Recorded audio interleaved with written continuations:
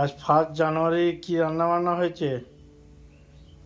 এই তো রান্না করেছি সাদা ভাত। 1 জানুয়ারি আমরা 9 জন মিলে একসঙ্গে ফিস্ট করছি, তার জন্য রান্না সব হয়ে গেছে। সবাই যে যার বাড়িতে গেছে চান করতে। এই যে ফুলকপি আলুর তরকারি করেছি, ভেজ ডাল, ফুলকপি আলু না, আলু না, ফুলকপি গাজর মটরশুঁটি বিনস দিয়ে ভেজ ডাল হয়েছে।